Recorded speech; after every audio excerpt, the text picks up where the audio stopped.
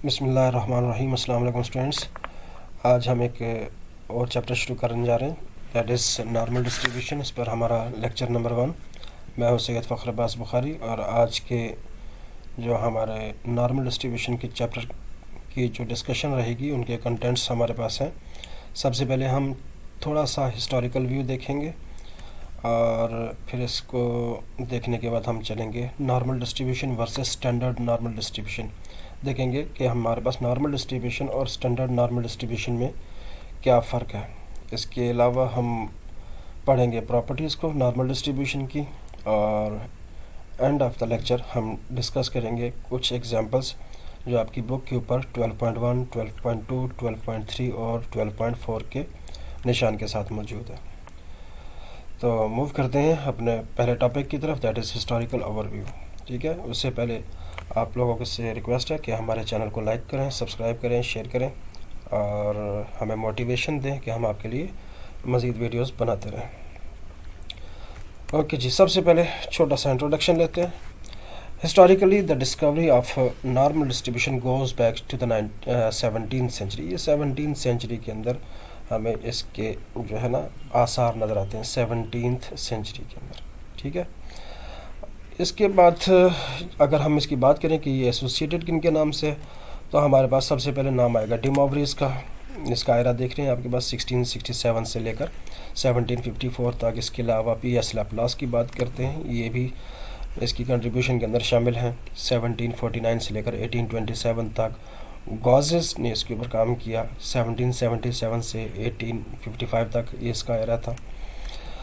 लेकिन अगर हम देखें कि इसको मैथमेटिशियंस की अटेंशन कब मिली है, ठीक है, at the time it received the attention of mathematicians and natural and social scientists when its application to the biological data was appointed at the later date by Sir Francis Galton. Galton ने जब इसके हमने इसकी applications को देखा कि इसकी applications biological data के अंदर बहुत फ्रीक्वेंटली आ रही है, तो फिर मैथमेटिशियंस को इस तरफ अटेंशन मिली कि वाकई काम की चीज़ है। पहले इग्नोर्ड तो नहीं कह सकते, लेकिन बहुत हद तक कम डिस्कशन के अंदर मौजूद थी। तो one of the most important example of continuous probability distribution is normal distribution, also called normal curve या गॉसेस डिस्ट्रीब्यूशन। ये एमसीक्यूज़ के लिए देख लें, इसको हमारे पास गॉसियन डिस्ट्रीब्यूशन भी बोल देते हैं, इसका हमारे पास दूसरा नाम है। और इसके अलावा दूसरी चीज़ जो मद्देनज़र रखनी है वो ये है कि ये हमारे पास जो नॉर्मल डिस्ट्रीब्यूशन है बेसिकली कंटिन्यूस प्रोबेबिलिटी डिस्ट्रीब्यूशन है ये। ठीक है, यानी कि ये पीडीएफ को हमने डिस्कस किया था, या हम चैप्टर नंबर 10 और चैप्टर नंबर 11 के अंदर, हम चैप्टर 11 में तो नहीं लेकिन चैप्टर 10 के अंदर हमारे पास इसकी डिस्कशन मौजूद है। उसके ऊपर भी हमारी वीडियोस अलहदा से एक प्लेलिस्ट में मौजूद है, वहाँ पर आप देख सकते हैं। ठीक है, और अगर हम इसके फंक्शन की बात करें, चूँकि हमारे पास ये पीडीएफ है, तो इसका पीडीएफ होता क्या, फंक्शन क्या होता है, y is equal to function of x and that is equal to 1 sigma root of 2 pi into e rays to the power negative half या negative 1/2 into x minus mu by sigma whole square. तो ये हमारे पास normal distribution का curve है। Normal distribution का curve अगर हम ग्राफिकली शो करें तो वो भी देख लेते हैं। सबसे पहले इसके अंदर जो चीज़ें इस्तेमाल हुई हैं वो उनको देख लेते हैं। सबसे पहले हमारे पास म्यू यूज़ हुआ है, म्यू बिल्कुल वही जो हम पहले यूज़ करते आए हैं, मीन के लिए यूज़ हो रहा है, मीन ऑफ द डिस्ट्रीब्यूशन के लिए। इसके अलावा सिग्मा यूज़ हो रहा है, sigma standard deviation of the distribution. और इसके अलावा पाई यूज़ हुआ है, बहुत फ्रीक्वेंटली आप यूज़ कर चुके हैं इसको, अर्ली क्लासेस के अंदर भी पाई की वैल्यू होती है 3.14 और ये कांस्टेंट वैल्यू है, और जिसके बारे में एडिशनली मैथमेटिशियंस को ये पता होना चाहिए या मैथ के स्टूडेंट्स को ये पता होना चाहिए कि ये हमारे पास एक इर्रेशनल नंबर भी है। इसी तरह ई भी हमारे पास एक और कांस्टेंट नंबर है, दैट इज़ 2.72 के बराबर होता है, और ये भी एक कांस्टेंट वैल्यू है। इवन ये भी हमारे पास एक इर्रेशनल नंबर है। ठीक है, तो अगर हम इसके कर्व की बात करें, अगर हम इसको ड्रा करें तो इसका कर्व हमारे पास किस तरह का आएगा उसको देख लें। ये हमारे पास इसका कर्व जो है ना बिल्कुल ऐसा सिमेट्रिकल डिस्ट्रीब्यूशन या बेल शेप्ड डिस्ट्रीब्यूशन आपको मिलेगी। इसके अगर हम मैक्सिमम ऑर्डिनेट से अगर नीचे को मैं लाइन खींचूँ, तो अगर इधर की बात की जाए और इधर की बात की जाए तो बिल्कुल एक दूसरे के यहाँ से मिरर इमेज है। इधर का मिरर इमेज यहाँ पर पड़ा हुआ है या इधर का मिरर इमेज यहाँ पर पड़ा हुआ है। आप दोनों तरीके से देखें तो ये आपको बिल्कुल सेम है। यानी कि अगर मैं यहाँ से बराबर डिस्टेंस यहाँ पर लेकर आऊँ और एक लाइन यहाँ पर खींचूँ और इतना ही डिस्टेंस यहाँ पर लेकर जाऊँ और यहाँ पर देखूँ तो इसका एरिया और इसका एरिया आपस में बराबर ही आएगा। यानी कि दोनों साइड से बिल्कुल एक ही अंदाज से डाउनवर्ड जा रहा है अगर मिडिल पॉइंट को कंसीडर करें। ठीक हो गया। तो x हमारे पास ये वैल्यूज़ x की मूव ऑन हो रही होती है, यहाँ से x हमारे पास एब्सिस होता है और y एक्सिस के ऊपर जो वैल्यू होती है y एक्सिस के ऊपर की वैल्यू को बेसिकली हम फंक्शन ऑफ x कह लें या प्रोबेबिलिटी कह लें। तो प्रोबेबिलिटी हमारे पास y एक्सिस के ऊपर होगी, तो इसको हम y एक्सिस की जो वैल्यू होती है वो हमारे पास ऑर्डिनेट कहलाती हैं। ठीक हो गया। तो मूव करते हैं आगे, देखते हैं हमारे पास क्या है। इसको एक और चीज़ बताने वाली वो ये है कि ये हमारे पास नॉर्मल डिस्ट्रीब्यूशन रेंज करती है नेगेटिव इन्फिनिटी से पॉजिटिव इन्फिनिटी के दरमियान में। ठीक है। The range of normal distribution is -infinity to positive infinity. ठीक है, ये अक्सर MCQs में पूछ लिया जाता है, इसको आप लोगों ने ध्यान में रखना। ओके जी, डिस्कशन आ रही है हमारे पास स्टैंडर्ड नॉर्मल कर्व। हम इस जगह पे देखते हैं सबसे पहले कि स्टैंडर्ड नॉर्मल डिस्ट्रीब्यूशन में और नॉर्मल डिस्ट्रीब्यूशन में क्या फ़र्क है। नॉर्मल डिस्ट्रीब्यूशन का हमने फंक्शन देख लिया, अभी हमने फंक्शन देखा था ना, function of x is equal to 1/सिग्मा root of 2 e raise to the power -1/2 x minus mu by sigma whole का स्क्वायर। ये हमारे पास नॉर्मल डिस्ट्रीब्यूशन का कर्व है। ठीक है, लेकिन इसके अंदर हमारे पास म्यू की वैल्यू क्या है, कुछ भी हो सकती है। ठीक है ना, एक्स की वैल्यूज़ हमारे पास डिफर करती रहेंगी। जो हमारे पास यहाँ पर वैल्यूज़ हैं एक्स की डिफरेंट वैल्यूज़ हैं, बढ़ती जाती हैं आगे को। हम इसकी डिस्कशन अगर देखें कि अगर हमारे पास ऐसी नॉर्मल डिस्ट्रीब्यूशन जिसका मीन हमारे पास ज़ीरो हो और सिग्मा यानी कि स्टैंडर्ड डिविएशन उसकी 1 हो, तो ऐसी वाली हम नॉर्मल डिस्ट्रीब्यूशन को स्टैंडर्ड नॉर्मल डिस्ट्रीब्यूशन कहते हैं। ठीक है, देखिए ये हमारे पास कन्वर्ट करने के लिए हम z is equal to x minus mu by sigma का फार्मूला यूज़ करेंगे। देखिए हमारे पास बेसिकली हो सकता है ऐसा कि ये मेरे पास एक नॉर्मल डिस्ट्रीब्यूशन है। ठीक है, और हमारे पास इन टर्म्स ऑफ x बात हो रही है जो कि नेगेटिव इन्फिनिटी से पॉजिटिव इन्फिनिटी मूव कर रही है। हम ये x वेरिएबल को कन्वर्ट कर सकते हैं z वेरिएबल जो कि स्टैंडर्ड नॉर्मल वेरिएट कहलाएगा। और इसको अगर मैं थोड़ा सा नीट करके लिखूँ आपके पास, ये अगर मैं यहाँ पर x एक्सिस के ऊपर वैल्यू ड्रा करता हूँ तो इसका मैं नाम z रख देता हूँ। यहाँ पर x वेरिएबल है, ये x की वैल्यूज़ यहाँ पर मूव कर रही हैं, यहाँ पर आप z की वैल्यूज़ मूव करेंगी। अब ये हमारे पास चूँकि सिमेट्रिकल डिस्ट्रीब्यूशन है, तो सिमेट्रिकल डिस्ट्रीब्यूशन में मीन पॉइंट ये होता है, यहाँ पर मीन आता है इसका बिल्कुल इसके सीध में। अगर यहाँ पर हम इस जगह पर बात करें तो z की वैल्यू यानी कि यहाँ पर मीन z का 0 होना चाहिए। यहाँ पर म्यू कुछ भी हो सकता है x की वैल्यू, उसको चले मैं म्यू नॉट कह देता हूँ वक्ती तौर पर। ठीक है, तो अब x की जो वैल्यूज़ हैं उसको z की वैल्यू में कन्वर्ट करने के लिए हमारे पास फार्मूला क्या है। x की वैल्यूज़ को z की वैल्यूज़ में कन्वर्ट करने के लिए हम करते हैं z is equal to x minus mu divided by sigma, और इसकी मदद से हम z की वैल्यू को जनरेट कर सकते हैं। z की वैल्यू को क्यों जनरेट करते हैं, इसलिए कि हमारे पास एक एरिया टेबल है, उसको हम यूटिलाइज़ करके without using the integration technique हम इसकी प्रोबेबिलिटीज़ को फाइंड कर सकते हैं, एरिया को फाइंड कर सकते हैं। ठीक है, तो हमारे पास क्या था स्टैंडर्ड कह रहा हूँ, हमारे पास नॉर्मल डिस्ट्रीब्यूशन का फंक्शन क्या है, that is 1/2 sigma root of 2 into e rays to the power -1/2 into x minus mu divided by sigma whole square. Okay जी, हम ऐसा करते हैं कि ये तो हमारे पास आ गया स्टैंडर्ड नॉर्मल कर्व। अगर हम इसी फंक्शन को लिखें in terms of z variable के हिसाब से लिखें, तो यहाँ पर देखें ये जो हमारे पास चीज़ है ये तो z का फार्मूला है ना, हमने जो डिस्कस किया कि फार्मूला हम कन्वर्जन के लिए यूज़ करेंगे। तो अगर मैं इसकी जगह पर पूरे फंक्शन को मिटा के सिर्फ z लिख दूँ तो हमारे पास e का पावर -1/2 इंटू जी स्क्वायर बन जाएगा, या आप इसको ऐसा भी लिख सकते हैं -z²/2 बन जाएगा। ठीक है, अब सिग्मा आप हमारे पास स्टैंडर्ड नॉर्मल डिस्ट्रीब्यूशन का सिग्मा 1 है, तो इसकी जगह पे आप 1 पुट कर लें। 1 पुट किया तो ये तो हमारे पास वैनिश ही हो जाना, और हमारे पास कौन सी चीज़ है जो पुट होगी, बस यही पुट किया तो हमारे पास काम बन जाना। तो हमारे पास जो फंक्शन जाएगा उसकी सूरत हाल कुछ ऐसी हो जाएगी, सिग्मा की वैल्यू हमने 1 पुट की तो 1 लिखने की ज़रूरत ही नहीं है, क्योंकि वो 1 मल्टीप्लाई होगा तो वो 2 रूट के अंदर जो है वो एज इट इज़ ही रह जाएगा। और यहाँ पर e की पावर वही बन गई जो हमने इसकी जगह पे हमने z को रिप्लेस कर दिया। ठीक है। तो अब देखते हैं ये हमारे पास कौन सा कर्व है, ये हमारे पास स्टैंडर्ड नॉर्मल कर्व है, ठीक है। ये हमारे पास शेप एक बार फिर देख लें, हमारे पास नॉर्मल डिस्ट्रीब्यूशन जो होती है सिमेट्रिक होती है about the ordinate x is equal to mu. यहाँ पर जो हमारे पास म्यू की वैल्यू होगी, जो एक्स की वैल्यू और म्यू की वैल्यू यहाँ पर सेम हो जाएगी ना, तो पीछे को जाएँ और आगे को जाएँ तो हमारे पास डिस्ट्रीब्यूशन जो है वो सिमेट्रिकल होती है, ठीक है।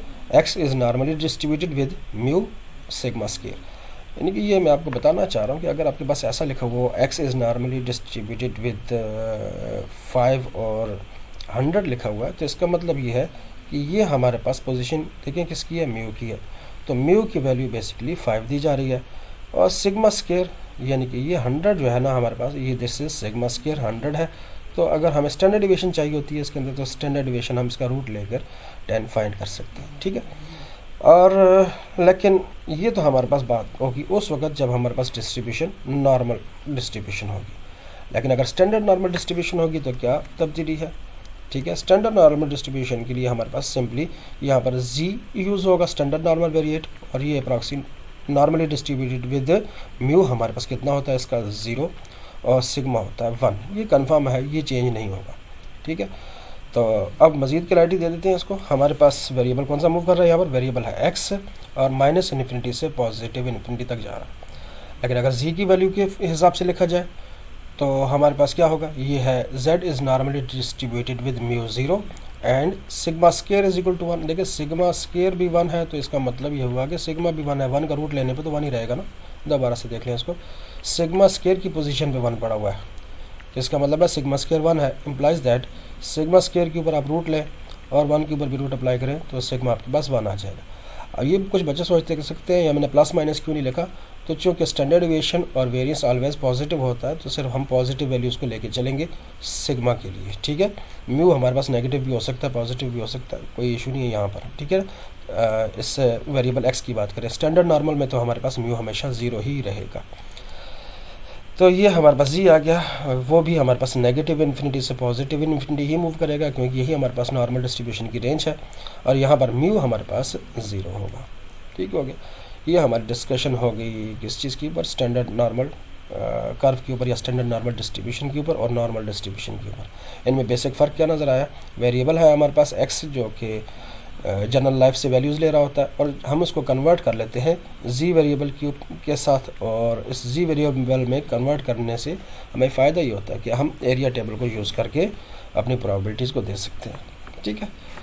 तो प्रॉपर्टीज़ हमारे पास इसकी बहुत इंपॉर्टेंट है, उनको देख लेते हैं। थोड़ा सा तेज़ मूव ऑन करूँगा, अगर आप लोगों को ऐसा लगे कि मैं तेज़ चल रहा हूँ तो आप अपने वीडियो की स्पीड को थोड़ा सा मेंटेन कर लें, आहिस्ता कर लें, तो फिर आपको आसानी हो जाएगी। प्रॉपर्टीज़ ऑफ नॉर्मल डिस्ट्रीब्यूशन क्या है, सबसे पहली प्रॉपर्टी देखें, it is symmetrical about the ordinate x is equal to mu. जैसा मैं डिस्कशन भी कर रहा था, x is equal to mu के ऊपर यहाँ से अगर देखा जाए, x is equal to mu से देखा जाए तो ये आपको सिमेट्रिक नज़र आएगी। इसका क्या मतलब है, देखें ये हमारे पास नॉर्मल कर्व जिसको हम बेल शेप्ड कर्व कहते हैं, और ये हमारे पास मैक्सिमम ऑर्डिनेट जहाँ पर हमारे पास मीन की वैल्यू और एक्स की वैल्यू सेम है, उससे अगर आप पीछे की तरफ जाएं और उससे आगे आपकी तरफ जाएं तो यहाँ का मिरर इमेज यहाँ पर पड़ा हुआ है, या फिर मैं ऐसा कहूँ कि यहाँ का मिरर इमेज यहाँ पड़ा हुआ है, ये बिल्कुल एग्जैक्टली सेम है, इनमें कोई भी तब्दीली नहीं है। यहाँ से डाउनवर्ड्स जिस अंदाज में यहाँ से जा रहा है, जिन वैल्यूज़ को लेके यहाँ से जा रहा है, उसी तरह ये आगे भी प्रोग्रेस कर रहा है। दोनों साइड का नेगेटिव साइड पे और पॉजिटिव साइड पे इसका प्रोग्रेशन जो है ना बिल्कुल सेम है।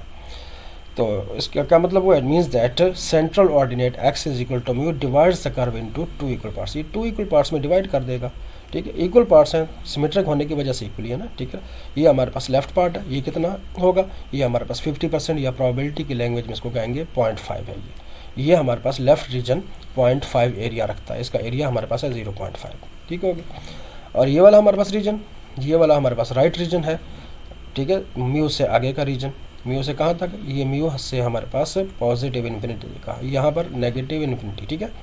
म्यू नेगेटिव इन्फिनिटी से म्यू हमारे पास जो एरिया बनेगा या प्रोबेबिलिटी बनेगी दैट विल बी 0.5। और अगेन यहाँ पर भी देख लें, प्रोबेबिलिटी अगर हमें देनी है म्यू से कहाँ तक कि पॉजिटिव इन्फिनिटी तक, म्यू से पॉजिटिव इन्फिनिटी तक देना है, तो ये भी हमारे पास 0.5 है एरिया, यानी कि ये वाला एरिया भी हमारे पास 0.5 है, या परसेंटेज में कहूँ तो 50% एरिया है। ठीक है, तो यहाँ से अगर हम ये देखें कि 0.5 एरिया ये पड़ा हुआ है और 0.5 एरिया ये है। ठीक है ना, मैं एरिया से मुराद ये अंदर वाले एरिया की बात करूँ, 0.5 ये है और 0.5 ये, दोनों को ऐड करें तो एरिया अंडर द कर्व कितना होगा। एरिया अंडर द कर्व, या मैं इसको ऐसे कहूँ कि कंप्लीट एरिया बिटवीन -∞ से +∞, कंप्लीट एरिया कितना होगा, 0.5 + 0.5 = 1। Area under the normal curve is unity, या 1 के बराबर होता है। ये एक अलग से प्रॉपर्टी भी है, वहाँ पर भी दोबारा जिक्र करेंगे। प्रॉपर्टी फिलहाल जिसकी डिस्कशन कर रहा था that was it is symmetrical about the ordinate x = mu. ठीक हो गया, मूव करते हैं जी हम सेकंड प्रॉपर्टी की तरफ। सेकंड प्रॉपर्टी बहुत आसान, arithmetic mean, median and mode are coincide, बिल्कुल एग्जैक्टली इक्वल होते हैं। देखिए हमारे पास मीन तो हमने तय कर लिया कि मीन हमारे पास यहाँ पर इस जगह पे मीन है, लेकिन अगर हम मीडियन की डेफिनेशन देखें तो मीडियन कहता है कि median is a value that divides set of data into 2 equal parts. तो ये भी हमारे पास 50% एरिया पीछे पड़ा हुआ है, 50% एरिया आगे पड़ा हुआ है। तो इसका क्या मतलब हुआ, इसका मतलब ये होगा कि ये भी तो 2 इक्वल पार्ट्स में ये वाला पॉइंट इधर 2 हिस्सों में तकसीम कर रहा है ना इस कर्व को, तो इसका मतलब है यही पॉइंट हमारे पास मीडियन का भी है। अगर मोड की बात करें तो मोड की क्या डेफिनेशन थी, the mode is the value against the highest frequency. तो यहाँ पर हाईएस्ट फ्रीक्वेंसी है और उसके अगेंस्ट जो वैल्यू है वो मोड है। इसका मतलब है अरिथमेटिक मीन भी यहाँ पर है, यहाँ पर मीडियन भी यहीं है, ठीक है ना, और मोड भी, मीडियन भी यहीं पे है और मोड भी यहीं पर है। ठीक है, मीन मीडियन मोड इसके इक्वल होते हैं। तो सिंपली अगर आपको दे दिया जाए कि म्यू, आपको दे दिया जाए कि नॉर्मल डिस्ट्रीब्यूशन है और म्यू 10 है, तो आपसे मीडियन पूछा जाए तो आप कहेंगे मीडियन भी 10 है। आपसे मोड पूछा जाए तो आप मोड कहेंगे वो भी 10 है, क्योंकि मीन 10 है तो मोड और मीडियन बराबर होते हैं, लिहाजा उसकी वैल्यू भी इक्वल ही होगी। अगर मीन 100 है तो ये भी 100, ये भी 100, मोड भी 100। ठीक है, तो ये तो हो गया हमारे पास सेकंड प्रॉपर्टी। मूव करते हैं जी थर्ड प्रॉपर्टी की तरफ। थर्ड प्रॉपर्टी हमारे पास कहती है कि the lower and upper quartiles are equidistant from the mean and are at the distance of 0.6745 sigma. ये वैल्यू का आपको याद रखना है, ठीक है ना, 0.6745 सिग्मा। देखें जी, ये हमारे पास नॉर्मल कर्व आ गया, थोड़ा सा बड़ा बनाया ताकि आपको क्लैरिटी के साथ समझा सकूँ। ये हमारे पास ये पॉइंट मीन का है, मीन का है, और अगर मैं एवरेज ऑफ लोकेशंस की बात करूँ तो यहाँ पर इसको मीडियन भी कह सकते हैं, और मीडियन हमारे पास Q2 भी होता है। तो ये हमारे पास क्यों है ऐसा कि 50% एरिया पीछे है और 50% एरिया आगे है। ठीक है, इसी वजह से हमारे पास मीन, मीडियन और मोड यहाँ पर बराबर भी है। लेकिन क्वार्टाइल्स क्या करते हैं, quartiles divide set of data into 4 equal parts. तो ये हमारे पास 2 हिस्सों में तकसीम है ना, पहला हिस्सा ये और दूसरा हिस्सा ये। तो 4 इक्वल पार्ट्स में क्या कैसे तकसीम करना पड़ेगा, यहाँ पर हमें एक और लाइन खींचनी पड़ेगी यहाँ पर, जो कि हमारे पास Q1 को रिप्रेजेंट करेगी, और यहाँ पर हमारे पास रिप्रेजेंट करने के Q3 को रिप्रेजेंट करने के लिए एक और लाइन आएगी। Q1 ये हो गया हमारे पास, Q2 ये हो गया हमारे पास, Q3। तो Q2 हमारे पास जो होता है वो मीडियन के बराबर होता है हर डिस्ट्रीब्यूशन के लिए।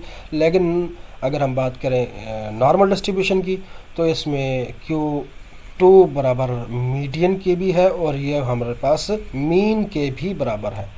तो ये ध्यान में रख लें। हमने अभी तक पिछली डेफिनेशन में या पिछली प्रॉपर्टी में देखा था कि इसका मीन बराबर होता है मीडियन के और ये बराबर होता है मोड के। तो एक और भी आप इंक्रीमेंट लगा सकते हैं कि ये Q2 के बराबर भी होता है कि Q2 जो होता है वो हमेशा मीडियन के बराबर होता है। तो इस वजह से ये बात भी एक्सटेंडेडली आप इसके अंदर ऐड कर सकते हैं, एक्सटेंड कर सकते हैं यहाँ पर इस इंफॉर्मेशन को। ठीक हो गया जी। यहाँ पर अब देखते हैं जी हमारे पास इसने प्रॉपर्टी ने क्या कहा। प्रॉपर्टी कहती है कि द लोअर एंड अपर, ये लोअर क्वार्टाइल है Q1 है, ठीक है ना, एंड अपर क्वार्टाइल ये है हमारे पास Q3 अपर क्वार्टाइल। ये कहाँ पर पाए जाते हैं, इक्विडिस्टेंट यानी कि इसका फासला यहाँ से लेकर यहाँ तक का फासला, ये वाला फासला, और यहाँ से लेकर यहाँ तक, इनका दोनों का फासला म्यू से इनका फासला दोनों का आपस में बराबर है। म्यू का फासला पीछे जितना यहाँ से जाएंगे तो Q1 मिलेगा, तो उतना ही आप मीन से आगे की तरफ जाएंगे तो वहाँ पर आपको Q3 मिल जाएगा, यानी कि इनका डिस्टेंस आपस में बराबर है। अच्छा, डिस्टेंस बराबर तो है लेकिन वो है कितना, and eight the distance of 0.6745 sigma. तो यहाँ से पीछे जाने के लिए ऑब्वियसली Q1 हासिल करने के लिए हमें म्यू में से माइनस कराना होगा कि इसको 0.6745 सिग्मा, यानी कि Q1 आपको चाहिए तो कैसे मिलेगा, म्यू में से 4 5 सिग्मा, ये आप माइनस करा लें।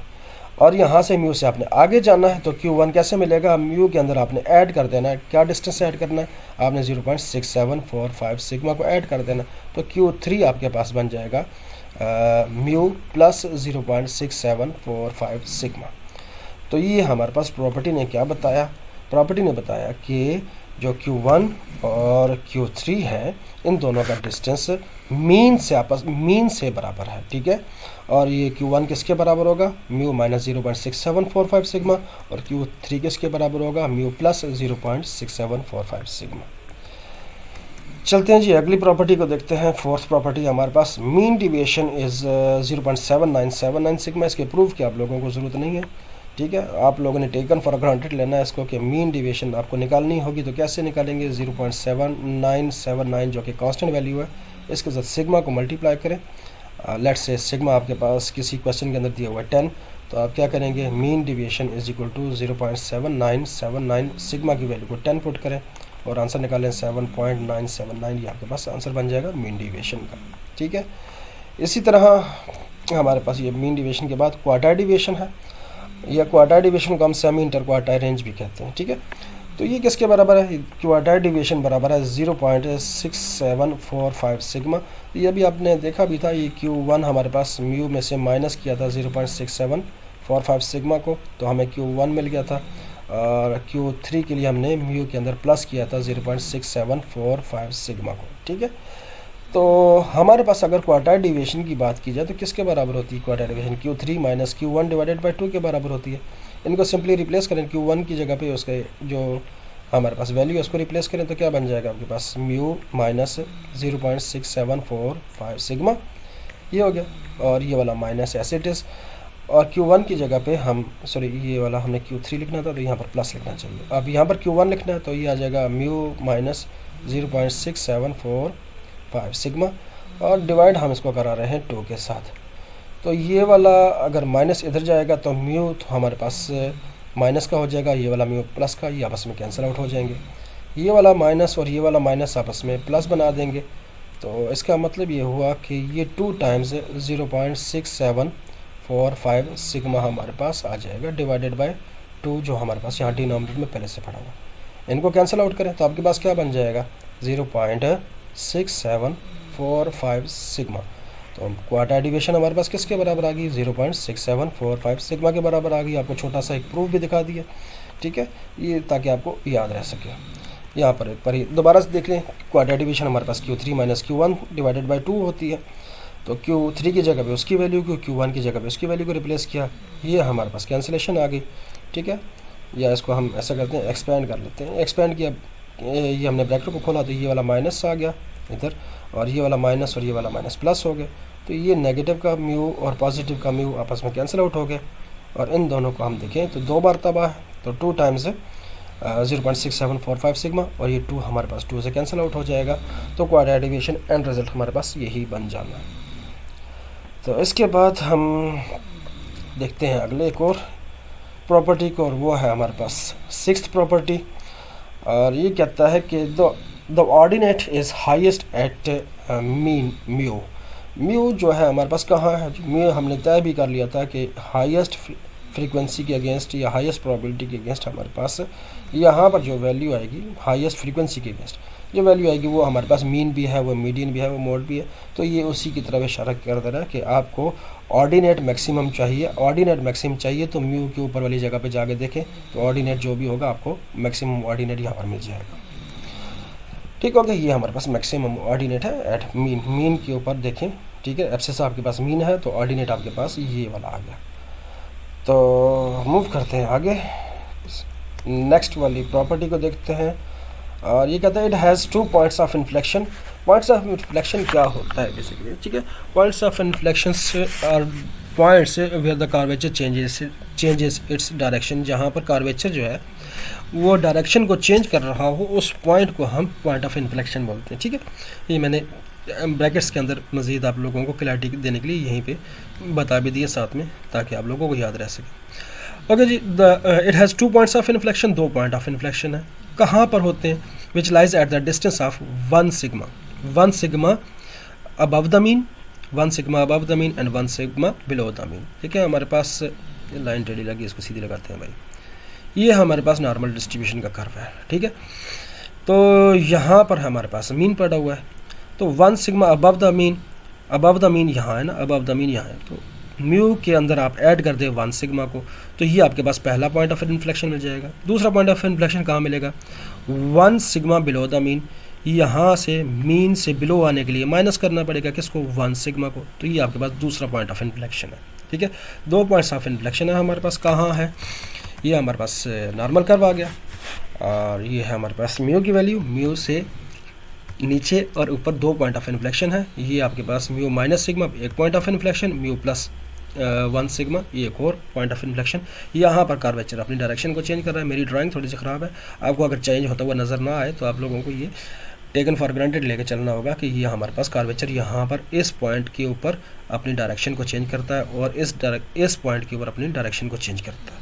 ठीक है, ओके जी, एक और प्रॉपर्टी को देख लेते हैं। थोड़ा सा स्पीड से जा रहा हूँ, आप लोग इसको पॉज करके आहिस्ता आहिस्ता से समझ सकते हैं। ठीक है, 8वीं प्रॉपर्टी है हमारे पास, the curve is asymptotic to the base line, it means that continues to approach but never touches the base line. देखिए हमारे पास जितने भी अभी आपके सामने कर्व बनाए उसके अंदर आप देख रहे हैं कि यहाँ से अगर हम कंसिडर करें तो ये हमारे पास ये किधर वापस आओ भाई, ये यहाँ से बेस लाइन की तरफ जाने की कोशिश कर रहा है, कि ऐसी कोशिश कर रहा है कि बेस लाइन को किसी तरीके से टच कर जाए, लेकिन टच करता नहीं है। यहाँ पर आके करीब से करीब तर होता जाता है, लेकिन never touches to the base line. इसी तरह यहाँ से अगर आगे की तरफ जाएं तो ये भी अप्रोच तो कर रहा है अपनी बेस लाइन की तरफ, लेकिन टच कभी भी नहीं करेगा। इसके साथ करीब से करीब तर होता जाएगा, लेकिन टच नहीं करेगा।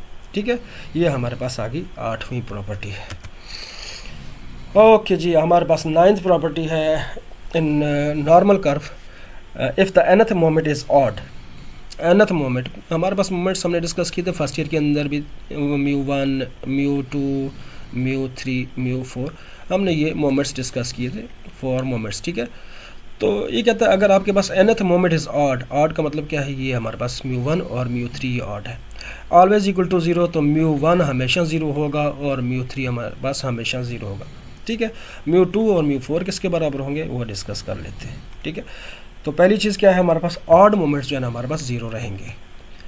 और फार्मूला अगर हम एक जनरल फार्मूला ड्राइव करने की कोशिश करें, μn is equal to n factorial divided by 2 raised to the power n/2 into n/2 factorial और sigma raised to the power n। आप इस n की जगह पे 1 पुट कर लें।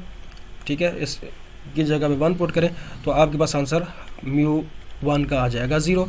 इसी की जगह पे अगर आप 2 पुट करें तो आपके पास μ2 निकलेगा और μ2 आपके पास सिग्मा स्क्वायर के बराबर निकलेगा। चलिए एक μ2 पुट करा के दिखा देते हैं। ये हमारे पास आ गया 2 का factorial divided by 2 raised to the power 2/2, ये तो 1 हो गया, तो चलो 1 ही लिख दिया यहाँ पर। और n हमने 2 पुट किया तो 2/2, ये अगेन 1 है, तो ये आ गया 1 का फैक्टोरियल। तो ये रह गया हमारे पास 2 का फैक्टोरियल कितना होता है, 2 का फैक्टोरियल होता है 2 × 1, और ये 2 रेज़ टू पावर ये हमारे पास 2 ही रहेगा, 1 का फैक्टोरियल 1 ही होता है। ठीक है, तो ये हमारे पास कैंसिलेशन देख लें इसकी, ये हमारे पास क्या बन जाएगा, 1 बन जाएगा। ये हमारे पास सिग्मा था, सिग्मा की पावर 2 और सिग्मा की पावर 2, ये आपस में चूँकि 1 बन चुका है तो सिग्मा स्क्वायर आपके पास रिजल्ट आ जाएगा μ2 के लिए। तो μ2 आपके पास किसके बराबर आया, μ2 आपके पास सिग्मा स्क्वायर के बराबर है।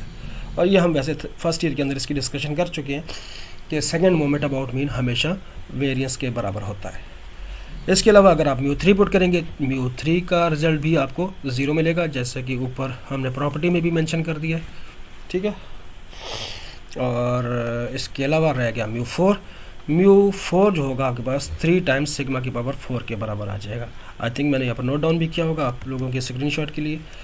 ठीक है, सबसे पहले μ2 हमारे पास सिग्मा स्क्वायर के बराबर है और μ4 हमारे पास 3 टाइम्स सिग्मा की पावर 4 के बराबर है। रह गया μ1 और μ3, वो किधर है, वो हमारे पास 0 के बराबर है। ओके, और मोमेंट रेशियोज़ की बात करें, 2 मोमेंट रेशियोज होती थी हमारे पास, β1 और β2। β1 हमारे पास किस चीज़ को रिप्रेजेंट करता था, ये बेसिकली स्किनेस को चेक करने के लिए होता था। ठीक है ना, सिमेट्री को चेक करने के लिए। तो अगर हमारे पास β1 की वैल्यू अगर 0 आ जाए तो इसका मतलब है डिस्ट्रीब्यूशन के अंदर स्क्यूनेस नहीं है, ये सिमेट्रिकल डिस्ट्रीब्यूशन है। ठीक है, तो β1 हमारे पास किसके बराबर होता है, μ3 का स्क्वायर डिवाइडेड बाय μ2 का क्यूब। तो ज़रा पुट कर लें। म्यू 3 हमारे पास कितना, म्यू 3 हमने कहा था कि वो तो ऑड मोमेंट है, तो 0 का square divided by mu 2, mu 2 हमारे पास सिग्मा स्क्वायर के बराबर होता है, वट एवर जो भी होगा यहाँ पर। तो ऊपर हमारे पास न्यूमरेटर में 0, तो ऑब्वियसली हमारे पास आंसर 0 आ जाएगा, ठीक है। और इसका मतलब क्या हुआ कि हमारे पास डिस्ट्रीब्यूशन जो है वो सिमेट्रिकल है, उसके अंदर स्क्यूनेस नहीं है, स्क्यूनेस है 0, सो डिस्ट्रीब्यूशन इज सिमेट्रिकल। और बीटा 2 हमारे पास क्या है जी, बीटा 2 हमारे पास म्यू 4 डिवाइडेड बाय म्यू 2 का स्क्वायर होता है, और इसका रिजल्ट आपके पास 3 मिलेगा, आपको हमेशा आपके पास 3 निकलेगा, ठीक है। म्यू 4 हमारे पास किसके बराबर है, देख लें यहाँ पर पुटिंग करते थे।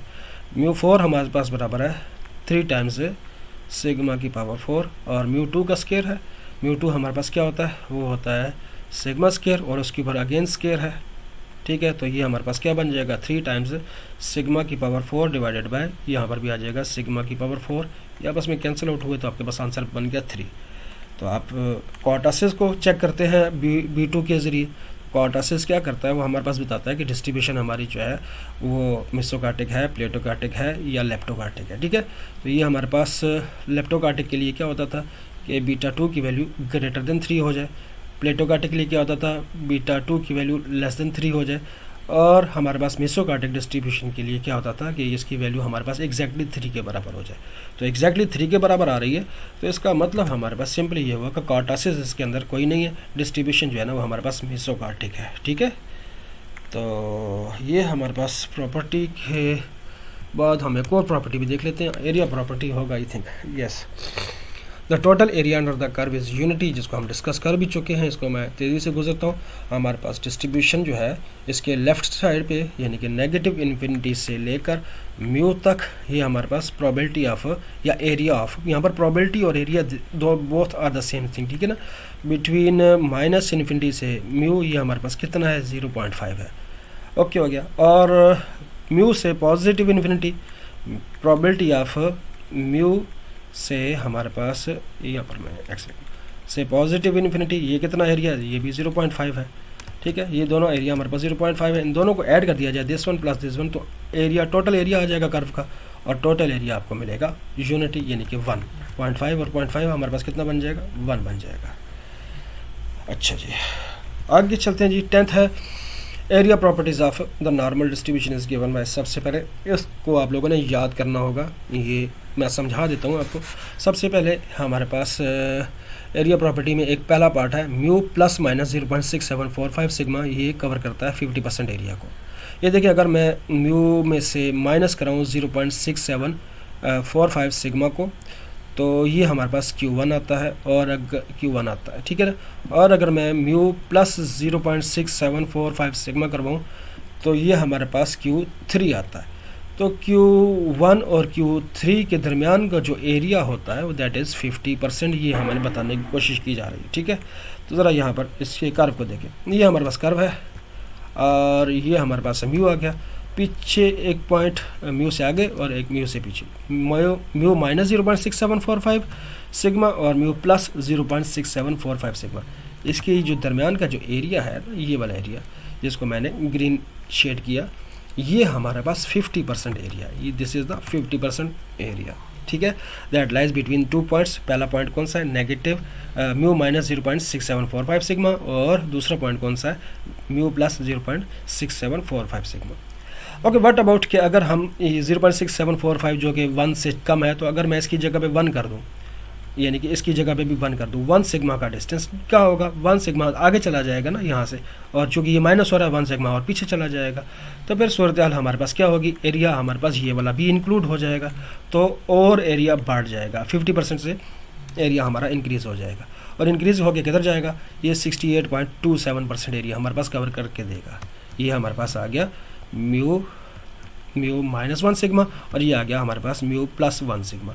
ये भी शामिल करें तो एरिया हमारे पास 50%, तो ये यहाँ से लेकर ये वाला एरिया हमारे पास 50% था, अब ये वाला भी और ये वाला भी इंक्लूड हो गया, तो ये हमारे पास मज़ीद 18.27% ऐड हो जाने पर ये टोटल एरिया जो यहाँ से लेकर यहाँ तक एरिया है, ये हमारे पास हो जाएगा 68.27%।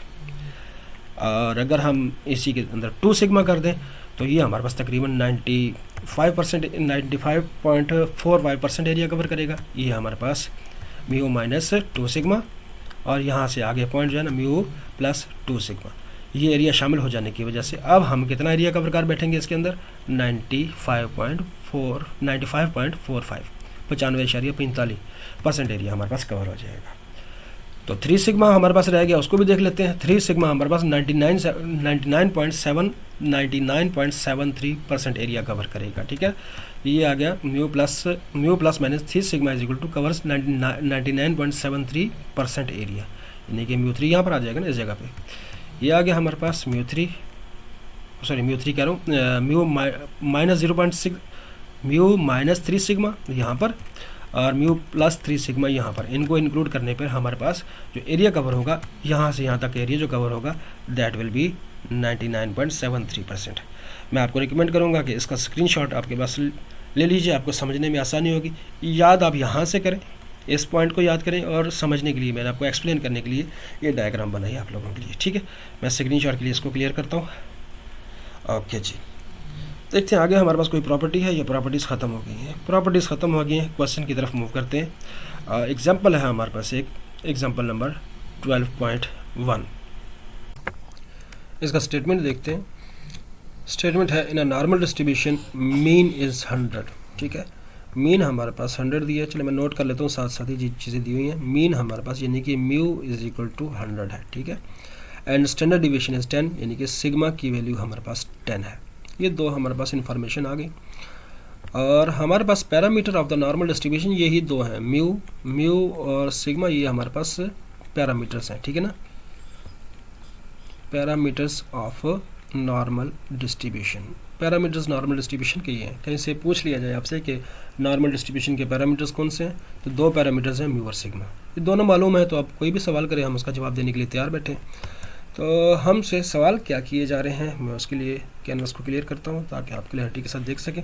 सबसे पहले हमसे पूछता है कि मीन डिविएशन बताओ, क्वार्टाइल डिविएशन बताओ, थर्ड एंड फोर्थ मोमेंट्स बताओ, मीन के मोमेंट्स रेशोस बताएं, और लोअर एंड अपर क्वार्टाइल्स हैं उनको बताना है, फिर द मीन एंड मोड बताना है, the values of points of inflection बताना है, और value of maximum ordinate correct to the 4 decimal places, ये हमने कैलकुलेट करके इसको बताना है, ठीक है।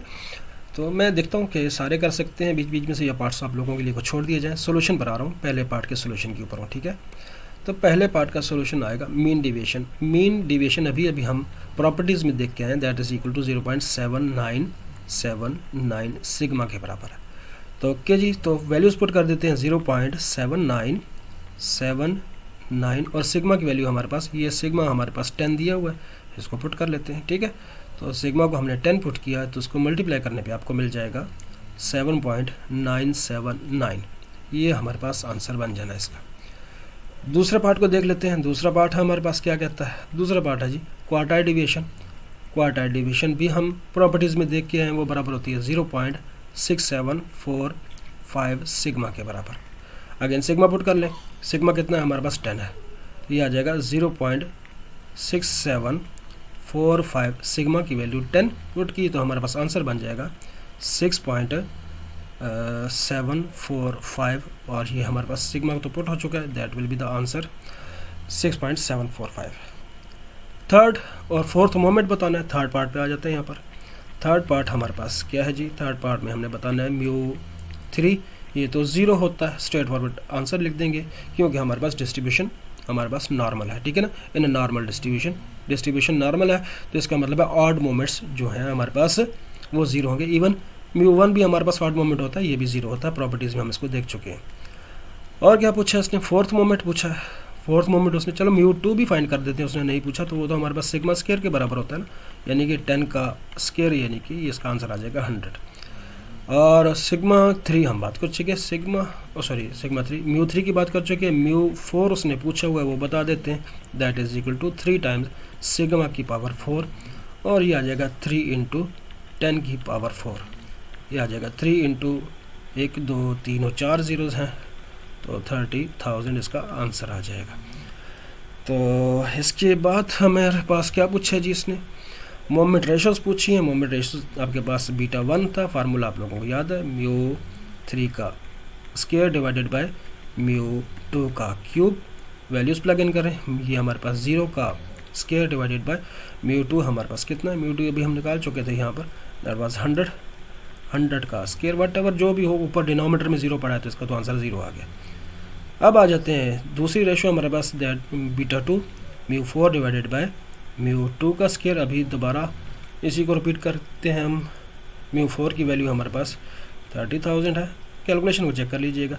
म्यू 2 का स्केयर हमारे पास यानी कि हमारे पास 100 का स्केयर, तो ये आ जाएगा 30,000 डिवाइडेड बाय ये आ जाएगा 10,000। जीरो सारे आपस में कैंसिल आउट हो गए, तो आंसर आपके पास इसका आ जाएगा 3। अब कैनवस को क्लियर करते हैं, बाकी बातों को भी देख लें। मीडियन और मोड वगैरह पूछ रहे हैं हमसे, तो ये हमने किया क्लियर। तो क्लियर नहीं हुआ भाई, क्लियर हो जाए। अच्छा जी, द मीडियन एंड मोड, तो मीन कितना दिया हुआ है, म्यू उसने यहाँ पर दिया हुआ ना, म्यू हमारे पास 100 है, म्यू हमारे पास 100 है, तो म्यू 100 है, तो इम्प्लाइज दैट कि म्यू जो होता है हमारे पास वो मीडियन और मोड चूँकि बराबर हैं, तो इसका मतलब है मीडियन भी हमारे पास इसका 100 ही रहेगा, और ये इम्प्लाई करता है कि मोड भी हमारे पास 100 ही रहेगा। क्यों? Because the distribution is normal. आप स्टेटमेंट भी साथ में मेंशन कर दें, अच्छा होगा। ठीक है, यहाँ पर स्टेटमेंट लिख दें, ठीक है ना, because the distribution is normal, यहाँ पर स्टेटमेंट लिखते हैं। ठीक है, तो इसके बाद चलते हैं जी values of points of inflection. 2 point of inflection होता है। फर्स्ट पॉइंट हमारे पास आ जाएगा पॉइंट ऑफ इन्फ्लेक्शन, पूरा लिख लेता हूँ चलो, पॉइंट ऑफ इन्फ्लेक्शन, तो ये आ जाएगा म्यू माइनस 1 सिग्मा। 1 सिग्मा या सिग्मा एक ही बराबर है। म्यू हमारे पास था 100 और सिग्मा है हमारे पास 10, दैट विल बी 90। और सेकंड पॉइंट क्या बनेगा, सेकंड पॉइंट ऑफ इन्फ्लेक्शन, ये हमारे पास आ जाएगा म्यू प्लस 1 सिग्मा, यानी कि 100 प्लस 10, और ये आ जाएगा 110, यहाँ पर 90 था। तो ये 2 पॉइंट्स ऑफ इन्फ्लेक्शन आ गए, 90 और 110 हमारे पास 2 पॉइंट्स ऑफ इन्फ्लेक्शन है। ओके जी, आगे मूव करते हैं लास्ट पार्ट की तरफ। लास्ट पार्ट कहता है the value of maximum ordinate correct to the 4 decimal places. मैं ऐसा करता हूँ कि फंक्शन लिखता हूँ पहले, सबसे पहले फंक्शन ऑफ एक्स हमारे पास क्या था, 1 सिग्मा रूट ऑफ 2 पाई और e rays to the power -1/2 और x minus mu divided by sigma. ठीक है, तो सबसे पहले हम ऐसा करते हैं कि वैल्यूज़ को पुट करते हैं। 1 सिग्मा की वैल्यू कितनी है हमारे पास, 10 है। रूट ऑफ 2 पाई को एज इट इज़ रहने देंगे, ये तो हमारे पास कांस्टेंट है। E rays to the power -1/2। अब देखें ऑर्डिनेट मैक्सिमम कहाँ होता है, ऑर्डिनेट हमारे पास मैक्सिमम होता है हाईएस्ट पीक के सामने, जहाँ पर म्यू की वैल्यू और एक्स की वैल्यू सेम होती है। अगर म्यू और एक्स दोनों सेम हो जाए तो ये हमारे पास 0 बन जाएगा, यानी कि x minus mu divided by sigma लिखा हुआ है ना, तो ये अगर दोनों आपस में बराबर हैं तो ऊपर रहा 0 डिवाइडेड बाय 10, ये एंड रिजल्ट में हमारे पास, तो इसका तो बचना है 0।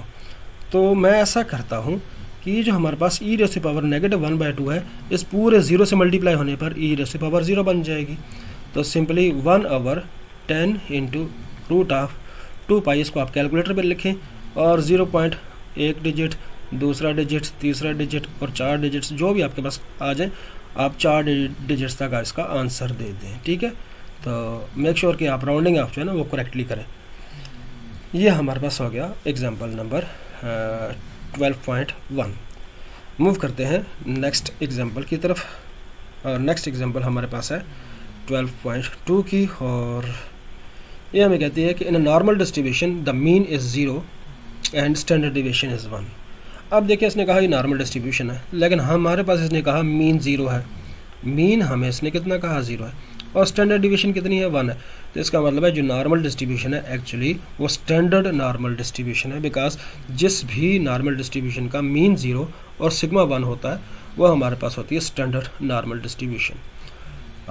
हमें करना क्या है, right down its equation and find the value of maximum ordinate correct to the 4 decimal places. Okay जी, देख लेते हैं इसको, इक्वेशन लिखते हैं। देखा हमारे पास फंक्शन ऑफ एक्स अभी हम लिख के आए ना, क्या था हमारे पास 1 sigma root of 2 pi e rays to the power -1/2 और x minus mu divided by sigma. लेकिन हमारे पास for mu is equal to 0 and sigma is equal to 1, तो हमें क्या करना पड़ेगा, हमने z वेरिएबल यूज़ करना है, z को यूज़ करना है। तो हमारे पास क्या हो जाएगा, function of z is equal to 1 over sigma 1 put हुआ तो 1 टाइम्स 2 पाई, 1 की लिखने की ज़रूरत ही नहीं, e rays to the power यहाँ पर क्या आ जाएगा -1/2 और z का स्क्वायर, या इसको मैं ऐसे लिख देता हूँ -z का स्क्वायर डिवाइडेड बाय 2। ये हमारे पास इक्वेशन आ गई जो उसने हमसे पूछी थी, find write down the equation, तो हमने इक्वेशन इसको लिख दी। अब मैक्सिमम ऑर्डिनेट देना है हमें 4 डेसिमल प्लेसेस पे, तो फॉर मैक्सिमम ऑर्डिनेट, और मैक्सिमम ऑर्डिनेट क्या करना है हमें z को 0 पुट करना है। क्यों, देखिए ज़रा यहाँ पर देखिए, ये हमारे पास नॉर्मल डिस्ट्रीब्यूशन है और हमने कहा कि यहाँ पर जिस जगह पर म्यू की वैल्यू और x की वैल्यू सेम होती है वहाँ पर ऑर्डिनेट मैक्सिमम होता है। ये हमारे पास इन टर्म्स ऑफ x बात कर रहे हैं। अगर इन टर्म्स ऑफ z बात करें तो z में यहाँ पर म्यू की वैल्यू तो 0 होती है, यानी कि मैक्सिमम ऑर्डिनेट आपको कहाँ पर मिलेगा, जहाँ पर एब्सिसा 0 होगा वहाँ पर ऑर्डिनेट मैक्सिमम मिलेगा। तो यहाँ पर हम z की जगह पे पुट कर लेते हैं सिंपली किसको, 0 को। तो फंक्शन क्या बन जाएगा, function of z is equal to 1/√2 pi और e rays to the power, ये क्या बना 0 का स्क्वायर माइनस 0 का स्क्वायर डिवाइडेड बाय 2, तो ये पूरे का पूरा तो आपके पास 0 ही हो जाना है ना, और anything raised to the power 0 1 के बराबर होती है तो ये वैनिश हो जाएगी, यानी कि मैं एक बार लिख देता हूँ e की power 0 is equal to 1/√2 pi, e rays to the power 0 किसके बराबर होगी, 1 के बराबर होगी। अब इसको रखें कैलकुलेटर पे तो आपके पास जवाब आ जाएगा 0 पॉइंट समथिंग, जो 4 डेसिमल प्लेसेस पे आप इसके आंसर को नोट डाउन कर लें और ये आपका आंसर हो जाएगा। ओके जी, मूव करते हैं एक और एग्जांपल की तरफ। एग्जांपल है हमारे पास 12.3 और 12.3 हमें क्या कहती है, find the area under the normal curve in each of the following cases. पहला केस है between z is equal to 0 and z is equal to 1.2। दूसरा केस, तीसरा केस, चलो साथ साथ डिस्कस करते हैं, एक को पढ़ने में टाइम ज़ाया होगा तो साथ साथ सोल्यूशन करेंगे, तो साथ साथ इनको पढ़ भी लेते हैं, ठीक है। पहले वाला केस को लेते हैं हम, सोल्यूशन की तरफ मूव ऑन करते हैं। तो हमने प्रोबेबिलिटी किस चीज़ की देनी है, प्रोबेबिलिटी हमने देनी है z is equal to 0 and z is equal to 1.2, इन दोनों वैल्यूज़ के दरमियान में। z बिटवीन को लिखने का ये है हमारे पास तरीका, z बिटवीन व्हाट 2 वैल्यूज़, ये है 0 और ये आ गया हमारे पास 1.2, ये हमने इसको फाइंड करके देना है। तो अगर मैं आपको ग्राफ ड्रा के दिखाऊं या इसकी क्या कहते हैं शेप ड्रा करें नॉर्मल डिस्ट्रीब्यूशन की, तो ये नॉर्मल डिस्ट्रीब्यूशन आ गई हमारे पास। ये हमारे पास मीन की वैल्यू यहाँ पर कितनी है, यहाँ पर मीन की वैल्यू हमारे पास 0 है, क्योंकि हमारे पास वेरिएबल है z जो कि नेगेटिव इन्फिनिटी से पॉजिटिव इन्फिनिटी मूव करता है। और हमें एरिया किसका बताना है, 0 से 1.2 का, तो 1.2 कहीं यहाँ आगे आ जाएगा, यहाँ पर आ जाएगा 1.2, तो इसके साथ में लाइन खींचते हैं, ये हमारे पास लाइन आ गई। तो ये एरिया है हमारे पास बेसिकली रिक्वायर्ड एरिया, ठीक है। इस एरिया को हमने फाइंड करके देना है। तो इसका क्या तरीका होगा, हमारे पास एक एरिया टेबल होता है, मैंने आपके पास ये हमारे पास एरिया टेबल है, लेकिन एरिया टेबल को पढ़ने से पहले आप सबसे पहले इस चीज़ को नोट कर लें, the standard normal z table area between 0 to z। मैं ऐसा करता हूँ, इसका कलर चेंज कर देता हूँ ताकि आपको नज़र आए, ये मैंने रेड कर दिया, ठीक है। तो ये 0 से z की वैल्यू देगा आपको, 0 से z की वैल्यू देगा, ठीक है ना, 0 से एडजेसेंट वैल्यू देगा। तो हमें इस चीज़ को मद्देनज़र रख के चलना होगा। तो मूव करते हैं जी सोल्यूशन की तरफ। हमारे पास उसने क्या कहा, उसने कहा 0 से 1.2। तो हमें क्या करना होगा इस एरिया को देखने के लिए, 0 से तो एडजेसेंट ये है, ये एरिया हमें मिल जाना है टेबल से डायरेक्टली। कैसे मिलेगा, 1.2 है हमारे पास, इसको 0 में देखें, यहाँ से 1.2, इसको आप क्या करें टेबल में आए 1.2 को ढूंढें, 1.2 ये आ गया हमारे पास, ये आ गया मेरे पास 1.2, ठीक है। और इसको आपने 0 में देखना है, तो 0 ऊपर से देख लेते हैं 0 कहाँ है, ये हमारे पास 0 है। तो 1.2 और 0 को आप मैच कराएं तो आपके पास वैल्यू आ जाएगी 0.3849। तो आंसर क्या बना, ये रिक्वायर्ड था ना। तो प्रोबेबिलिटी ऑफ z बिटवीन 0 से 1.2 आपके पास आंसर बन जाएगा 0.3 कितना था देख लेते हैं, 3849, ये हमारे पास आंसर हो गया। ओके जी, इसको क्लियर करते हैं, सेकंड पार्ट की तरफ चलते हैं। सेकंड पार्ट में हमारे से क्या पूछा है इसने, between z is equal to -0.68 से 0। प्रोबेबिलिटी हमें किस चीज़ की देनी है, प्रोबेबिलिटी देनी है z बिटवीन -0.68 यहाँ पर पॉइंट है, ठीक है। मैं इसको क्लियर करके लिख दूँ, ये है जी -0.68 z की वैल्यू 0 तक, ये हमने इसको कैलकुलेट करके देना है। तो यहाँ पर म्यू की वैल्यू या ये 0 है, z हमारे पास वेरिएबल है, स्टैंडर्ड नॉर्मल वेरिएट, जो कि -∞ से +∞ जा रहा है। और हमारे पास z की वैल्यू कौन कौन सी दो वैल्यूज़ हैं, एक है -0.68 और दूसरी है 0। तो 0 तो यहाँ पर हमने नोट कर ली। माइनस के लिए हमें पीछे जाना होगा, 0 से पीछे, यहाँ कहीं लेट से -0.68 है और यहाँ से लाइनें खींच लेते हैं। तो हमारे पास रिक्वायर्ड एरिया जो है ना वो ये वाला है। तो ये वाला एरिया हमारे पास चूँकि एडजेसेंट टू 0 है, तो डायरेक्टली टेबल से ये वैल्यू भी हमें मिल जाएगी। तो चलते हैं, हम ढूंढते हैं 0.6 को 8 में, ठीक है। मैं इस पहले वाले को क्लियर कर दूँ। ये हमारे पास 0.6 को हमने किस में देखना है, 8 में देखना है। तो आ जाते हैं यहाँ पर 8 देखते हैं, 8 कहाँ है, ये है 8, इसके साथ आए नीचे और यहाँ से आए इधर को, ठीक है। तो हमारे पास ये वाला जो वैल्यू है 0.2517, 0.2517 ये है हमारे पास एरिया, ठीक है, 2517 है। तो प्रोबेबिलिटी हमने दे दी किसकी, z बिटवीन -0.68 से लेकर 0 के दरमियान में है 0.2517। अब यहाँ पर ही हमारे पास आंसर आ गया। अब यहाँ पर भी नोट कर सकते हैं। अच्छा लगता है कि आपने टेबल के ये इस डायग्राम के अंदर ही चीज़ को शो कर दिया हो। आ जाते हैं जी तीसरे पार्ट की तरफ। तीसरा पार्ट है बिटवीन, दो वैल्यूज़ दी हैं, एक वैल्यू है हमारे पास, चलें इसको नोट कर लेते हैं, बिटवीन z बिटवीन -0.46 और 2.21 इसके दरमियान की प्रोबेबिलिटी हमें बतानी है।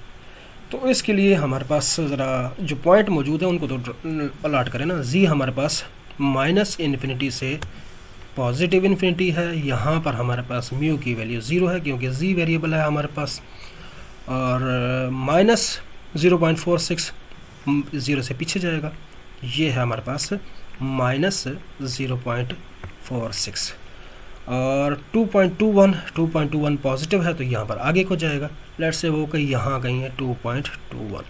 तो हमें एरिया कौन सा बताना है, एरिया हमें ये वाला बताना है। अब अगर मैं माइनस, तो यहाँ पर अच्छा ये माइनस का जो साइन है ये सिर्फ डायरेक्शन शो कर रहा है, आपने 0.4 को 6 में ही देखना होगा, ठीक है। तो मैं अगर 0.4 को 6 में देखूँ तो मुझे एरिया जो मिलने वाला है ना वो सिर्फ ये वाला एरिया मिलने वाला है, सिर्फ ये वाला एरिया मिलेगा मुझे तो सिर्फ ये वाला एरिया नहीं चाहिए, मुझे तो ये वाला भी चाहिए। तो उसके लिए क्या करना पड़ेगा, पहले मैं देखूंगा -0.4 को 6 में, 0.4 को देखते हैं जी, 0.4 है हमारे पास, ये पहले वाले काम को क्लियर करते हैं जी, ये मिट जाओ, ये मिट गया, ठीक है, ये मिट गया। अब देखते हैं जी हमारे पास क्या था, 0.4 को 6 में देखना है, ये रहा मेरे पास 0.4 और इसको देखना है यहाँ पर 6 में। तो इनके अगेंस्ट वैल्यूज़ को देखें, यहाँ से आए इधर को, तो यहाँ से इधर को और यहाँ से इधर को आए, तो वैल्यू क्या मिली हमारे पास 0.1772। तो ये 0.1772 क्या है, ये 0.1772 सिर्फ ये वाला एरिया है, ठीक है, ये वाला एरिया नहीं है। इसके लिए हमें क्या करना होगा, इसके लिए अगेन हमें टेबल के पास जाना होगा और 2.2 को 0 में देखना होगा, सॉरी 2.21 था यहाँ पर, 2.2 को 1 में देखना होगा, सही है। तो चलते हैं टेबल के पास, टेबल को क्लियर करते हैं। हमारे पास 2.2 को हमने 1 में देखना है, तो ये हमारे पास चले जिसमें देखना है उसको तो नोट कर लेना, उसको 1 में देखना होगा, किसको 2.2 को। तो second position, first second cell है हमारे पास, ठीक है। तो मैं नीचे चलता हूँ ताकि वैल्यू देख सकते हैं। 2.2 की तरह हमारे पास ये आ गया, हमारे पास 2.2 को इसको हमने देखना है 1 में, ये सेकंड पोजीशन में वैल्यू आ गई 0.4864, 0.4864, 0.48 और 64, ये हमारे पास ये वाला एरिया है। यानी कि हम 0.4864 प्लस 0.1772 को ऐड करेंगे तो ये हमारे पास कंप्लीट रीजन मिल जाएगा। तो ज़रा इसको एक्सप्लेनेशन भी देख लें, एक्सप्लेनेशन कैसे देनी है, इसको प्रेजेंट कैसे करना है। प्रोबेबिलिटी हमें किस चीज़ की देनी थी, प्रोबेबिलिटी देनी थी z बिटवीन -0.46 से लेकर 2.21 के दरमियान की प्रोबेबिलिटी देनी थी। हमने क्या किया, इस स्टेटमेंट को ब्रेक डाउन किया। कहाँ से कहाँ तक? पहले हमने नोट किया यहाँ से लेकर यहाँ तक 0 तक प्रोबेबिलिटी बताई। किसकी प्रोबेबिलिटी बताई? z बिटवीन -0.46 से लेकर 0 तक की, ठीक है, जो कि हमारे पास 0.1772 है। ओके, और हमने ऐड कर दिया, ये वाला एरिया ऐड कर दिया दूसरे के साथ। दूसरा एरिया हमारे पास कौन सा था, उसको ऐड किया किसके साथ? z बिटवीन 0 से जो स्टार्ट हो रहा है, 0 स्टार्ट हो रहा है, कहाँ पर ख़त्म हो रहा है? 2.21 तक। 0 स्टार्ट हो गया 2.21 तक। इसकी वैल्यू हमारे पास कितनी आई? 0.1772, ये वाला प्लस, और इसकी प्रोबेबिलिटी हमारे पास क्या आई? 0.4864। इनको ऐड करें और यहाँ पर आंसर लिख दें अपने कैलकुलेटर में, ठीक है। तो ये तो हमारे पास हो गया थर्ड पार्ट। अब चलते हैं जी फोर्थ पार्ट की तरफ। फोर्थ पार्ट में हमने क्या बताना है? इसको प्रोबेबिलिटी बतानी है z बिटवीन 0.18 और z इक्वल टू 1.94। ठीक है जी, z बिटवीन 0.81 और 1.94, ये दोनों वैल्यूज़। म्यू हमारे पास कितना है यहाँ पर? जी 0 है। आपने ये ध्यान में रख लें कि हर क्वेश्चन के लिए आप लोगों ने ये डायग्राम को लाजमी डालना है, अब प्रेजेंट बनाना है, अदरवाइज़ आपसे क्वेश्चन ख़राब हो जाएगा। ओके जी, 0.81 कहाँ है? ये पॉजिटिव है तो इससे आगे होगा, यहाँ कहीं लेट से 0.81 है, तो ये हमने लाइन खींच ली। ओके जी, और 1.94 इससे भी बड़ा है, तो कहीं चल लेट से वो यहाँ पर है 1.94, तो वैल्यू देनी है हमने 0.81 और 1.94 के दरमियान का, यानी कि ये वाला एरिया हमने बताना है। अब यहाँ पर ध्यान रखने वाला काम है, ठीक है। ध्यान रखने वाला काम क्या है? हमारे पास प्रोबेबिलिटी, चलो साथ साथ भी लिख देते हैं। प्रोबेबिलिटी हमने बतानी है 0.81 से लेकर 1.94 के दरमियान की। अब हमारे पास प्रोसीजर क्या होगा? अगर मैं 1.94 को देखूं टेबल में, ठीक, देखते हैं ज़रा यहाँ पर, देखिए 1.9 को 4 में देखते हैं, ठीक है। 1.9 को 4 में, मिट जाओ भाई, ये मिट गया। 1.9 की तरह ये हमारे पास 1.9 और 4 में देखते हैं 0, 1, 2, 3 और ये 4 की वैल्यू आ गई। ये 0.4783 ये किस चीज़ की वैल्यू है? एरिया टेबल के ऊपर ज़रा हेडिंग देखें। एरिया टेबल की हेडिंग कह रही है कि आपको वैल्यू जो मिलेगी, यहाँ से आपको दिखाते हैं जी। एरिया टेबल हमें कहता है जो वैल्यू मिलेगी वो 0 से एडजेसेंट मिलेगी, 0 से लेकर z पॉइंट तक मिलेगी। इसका मतलब ये है कि हमें जो वैल्यू मिली है वो 0 से लेकर 1.94 तक मिली है। इसका क्या मतलब है? इसका मतलब ये है कि ये सारा एरिया मुझे मिल गया है, ये वाला एरिया जो मुझे नहीं चाहिए था वो भी मिल गया। अब क्या किया जाए? अब ऐसा करते हैं, ये जो हम अगर इस वाले एरिया को भी फाइंड कर लें, 0.81 को भी फाइंड कर लेते हैं जी, ठीक है जी।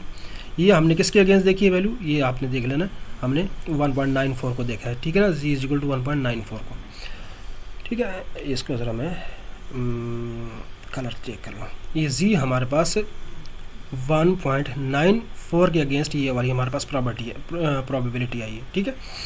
अगर z हमारे पास 0.81 हो तो हमें प्रोबेबिलिटी क्या मिलेगी? तो चलते हैं टेबल की तरफ। ये आ गया हमारे पास 0.8 और ये हमने ढूंढना किस में? 1 में, 1 है ना, ये 1 है, ओके जी। ये हमारे पास 1, ये आ गया 0.2910, 0.2910। तो ये आपको मैं समझाने के लिए साइड पे लिख रहा हूँ, आप लोगों को यहाँ पर इसको साइड पे लिखने की ज़रूरत नहीं है। तो ये अब हमारे पास ये जो 0.81 में देखा तो हमें 0 से एडजेसेंट ही वैल्यू मिली है, यानी कि ये वाला जो एरिया है जिसको मैं सिर्फ शेड कर रहा हूँ, ये एरिया मेरे पास 0.2910 है। और ये जो कंप्लीट एरिया है ना, यहाँ से लेकर यहाँ तक एरिया, ये हमारे पास ये है 0.4783 है। अब क्या किया जाए? तरीका ये है कि आप इस बड़ी रेंज में से इस छोटी रेंज को माइनस करा दें तो आपके पास क्या बचेगा? तवज्जो दीजिएगा, मैंने यहाँ पर इसको मिटाता हूँ ज़रा। ये है हमारे पास 0.81 की जगह, तो हमारे पास ये बड़ी रेंज यहाँ से लेकर यहाँ तक एरिया मौजूद है, यहाँ से लेकर यहाँ तक, 0 से लेकर 1.94 तक ये हमारा बड़ी रेंज है। दूसरी छोटी रेंज क्या है, यहाँ से लेकर इस .81 तक का भी रीजन मौजूद है। आप इस वाले एरिया को बीच में से माइनस करा दें तो आपके पास क्या बच जाएगा, ये बच जाएगा। इसका मतलब ये हुआ कि हमारे पास तरीकाकार ये रहेगा कि हम बड़ी रेंज में से छोटी रेंज माइनस करा दें, ठीक है ना, लार्जर रेंज में से स्मॉलर रेंज को माइनस करा दें, तो आपके पास ये वाला रीजन मिल जाएगा। क्या कहना चाह रहा हूँ, आपने दो रेंजेस बनानी है, जी की एक रेंज आएगी और दूसरी भी रेंज आएगी, जी की दो रेंजेस आएंगी। इनमें से बड़ी रेंज कौन सी है, जो 0 से लेकर 1.94 तक जा रही है, 0 से 1.94 तक जा रही है। दूसरी रेंज क्या है, छोटी रेंज है, 0 से 0.81 तक जा रही है, 0 से 0.81 तक जा रही है। तो इस बड़ी रेंज में से इस छोटी रेंज को माइनस कराएंगे तो बच जाएगा ये वाला एरिया माइनस कराने पे। तो बड़ी रेंज का वैल्यू क्या थी, दैट वाज 0.4783। माइनस कराएंगे, छोटी रेंज कितनी थी हमारे पास, 0.2910। इसको माइनस कराएं और आंसर बनाएं यहाँ पर, ठीक है। थोड़ा सा कॉम्प्लिकेटेड हो गया, मैं एक बार इसको फिर गाइड कर दूँ। आपके पास दो पॉइंट्स हैं, एक भी म्यू 0 से आगे है और दूसरा भी म्यू से आगे है। तो हमें अगर ये रीजन चाहिए तो हमें क्या करना होगा, हमें करना होगा ये होगा कि चूंकि 0 से एडजेसेंट वैल्यू मिलती है तो हम ये वैल्यू फाइंड कर लेंगे, यहाँ से यहाँ तक का पूरा रीजन फाइंड कर लेंगे। मैंने नीचे लाइन जो लगाई है उससे मुराद ये वाला पूरा रीजन है, ठीक है, ये फाइंड कर लेंगे। फिर हम 0 से इस पॉइंट तक का रीजन फाइंड कर लेंगे। तो अब हम जब इनको माइनस कराएंगे तो ये एरिया माइनस हो जाएगा, तो बचेगा कौन सा एरिया, ये वाला, ठीक है ना, ये वाला एरिया बच जाएगा। तो यही टेक्निक हमने यूज़ की। अब आगे मूव करते हैं हम नेक्स्ट पार्ट की तरफ, और पार्ट 5 है to the left of z is equal to -0.6। तो लेफ्ट ऑफ का क्या मतलब है, पॉइंट, सबसे पहले तो इसको देखते हैं। यह 0.6 नेगेटिव का है, तो यहाँ पर कहीं लेट से -0.6 है। इस to the left of, left तो ये है एरिया, इसका मतलब है हमें z इज़ लेस देन -0.6 को एरिया को बताना है। अब क्या किया जाए, अब इसका तरीकाकार ये है कि अगर मैं 0.6 को 0 में देखूं, चले यहाँ पर देख लेते हैं, इस पुराने वाले को मिटा देते हैं यहाँ से। ये हमारे पास है जी 0.6 को मैं 0 में देखूं तो वैल्यू मेरे पास ये 0 में देखा, ठीक है, ये 2257। अब ये जो 2257 0.2257 ये जो वैल्यू है ये किस चीज़ को रिप्रेजेंट कर रही है, ये तो ये वाला एरिया है 0.2257। क्यों ये वाला एरिया है, ये एरिया इसलिए है कि 0 से तो एडजेसेंट ये वाला एरिया है ना, तो हमें टेबल तो 0 से एडजेसेंट मिलता है। क्या ये हमारी रिक्वायरमेंट है, नहीं, ये रिक्वायरमेंट नहीं है हमारी, रिक्वायरमेंट तो ये वाला शेडेड एरिया है। अब क्या किया जाए, इसका तरीका ये है कि ये हमारे पास नेगेटिव इन्फिनिटी से 0 तक जो एरिया होता है वो कितना होता है, दैट इज़ 0.5, यानी कि पूरा एरिया 0.5 है। 0.5 में से ये वाला माइनस करा दूँ तो बच जाएगा ना ये वाला। तो बस यही टेक्निक हमने लगानी है यहाँ पर। क्या बताना है इसको, ये चलो यहाँ पर लिख भी दें, ये एरिया हमारे पास 0.5 है और इसमें से ये वाला माइनस करा देंगे।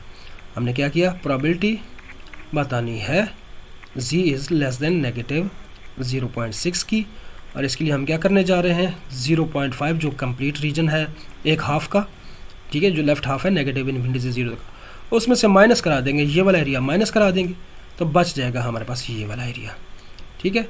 तो ये हम कौन सा एरिया फाइंड कर माइनस करवा रहे हैं, यहाँ से लेकर यहाँ तक का, या यहाँ से लेकर यहाँ तक। नेगेटिव वाली वैल्यू पहले लिखनी है आपने, ठीक है ना। z आपके पास आ गया -0.6 से लेकर और ये आ गया 0 तक।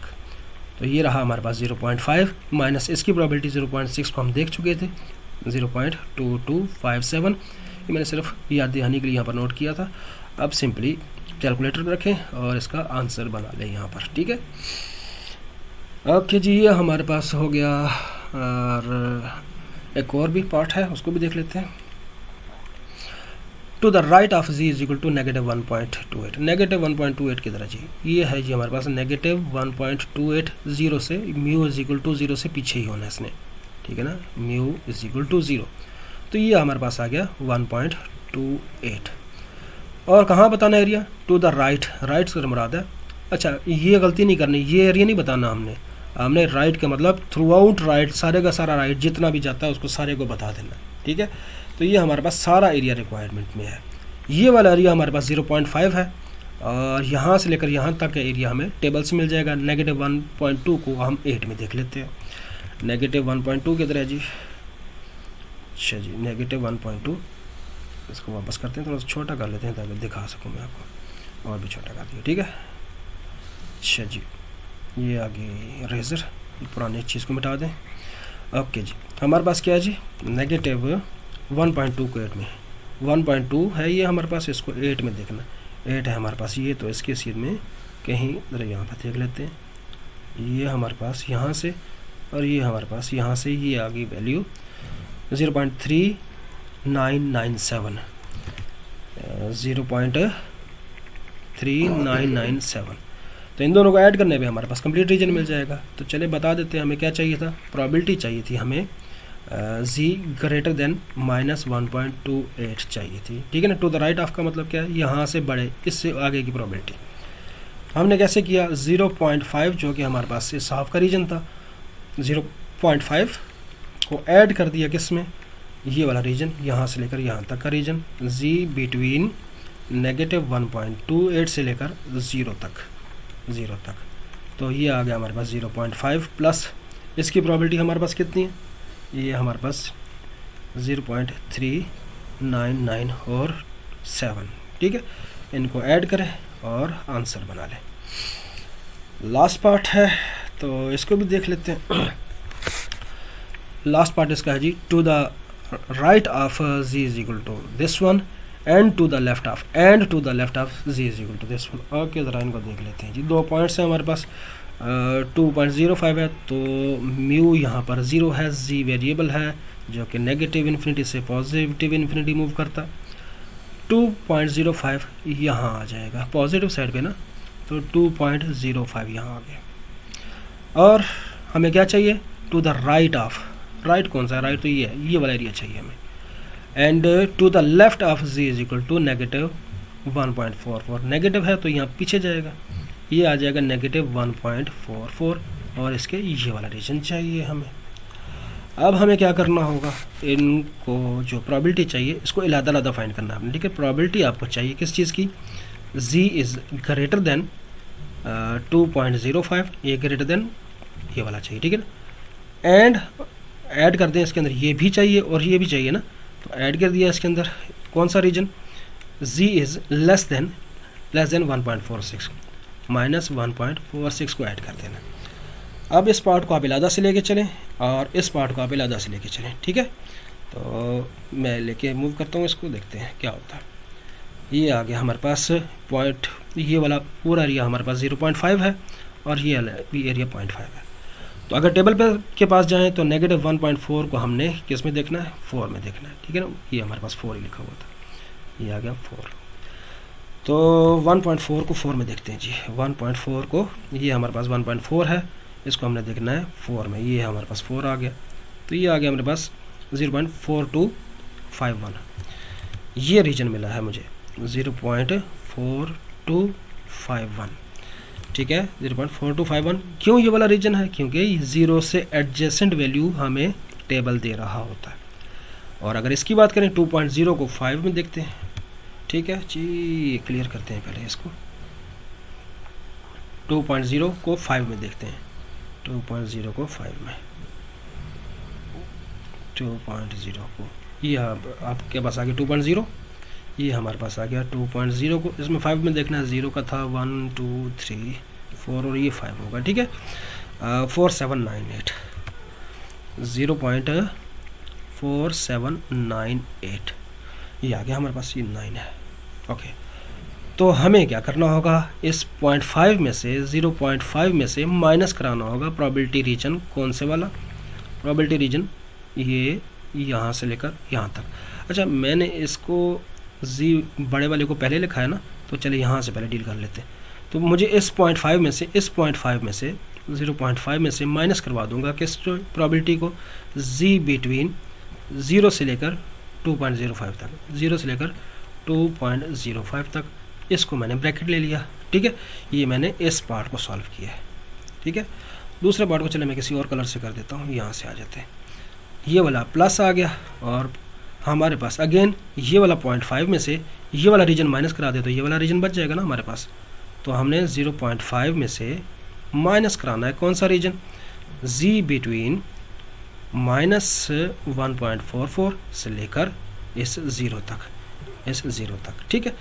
और ये हमारे पास 0.5 मौजूद था, 0.5 माइनस इसकी प्रोबेबिलिटी हमारे पास कितनी थी, ये थी 4799, 0.4799, ओके। और ये वाला प्लस आ गया, ये हमारे पास 0.5 एज इट इज़ है, माइनस ये रीजन हमारे पास कितना था 4251, 0.42 और 51, इसको रखिए कैलकुलेटर के ऊपर और आंसर बना लें इसका, ठीक है। तो ये हमारे पास हो जाएगा क्लियर। तो ये हमारे पास हो गया आगे पास क्वेश्चन एग्जाम्पल नंबर 12.3 क्लियर। और मूव करते हैं नेक्स्ट क्वेश्चन की तरफ, दैट इज़ एग्जाम्पल नंबर 12.4। और ये हमें क्या कहता है, given a normal distribution with mean is equal to 40 and standard division is equal to 6। Okay जी, चीज़ों को नोट करें। सबसे पहले म्यू हमारे पास कितना दिया हुआ है, म्यू हमारे पास दिया हुआ है 40 और standard division sigma is equal to 6। इसका मतलब ये है कि स्टैंडर्ड नॉर्मल डिस्ट्रीब्यूशन तो नहीं है ये, ठीक है ना। क्यों स्टैंडर्ड नॉर्मल डिस्ट्रीब्यूशन नहीं है कि अगर स्टैंडर्ड नॉर्मल डिस्ट्रीब्यूशन होती तो म्यू हमारे पास 0 और सिग्मा हमारे पास 1 होना चाहिए था।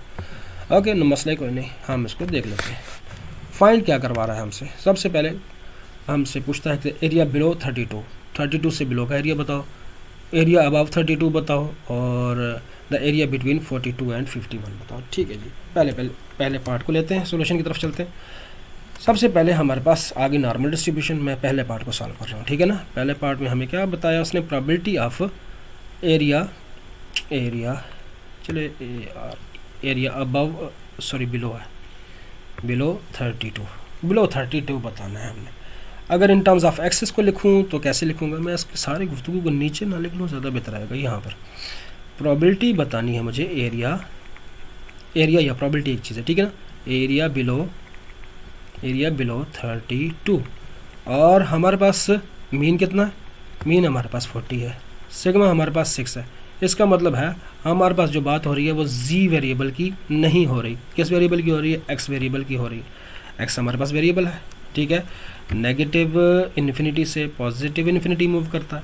सेंटर हमारे पास ये बन गया, ठीक है, सेंटर हमारे पास ये बन गया। वो दूसरी लाइन में खुप गया, इसको मिटा के नीचे लिखते हैं भाई।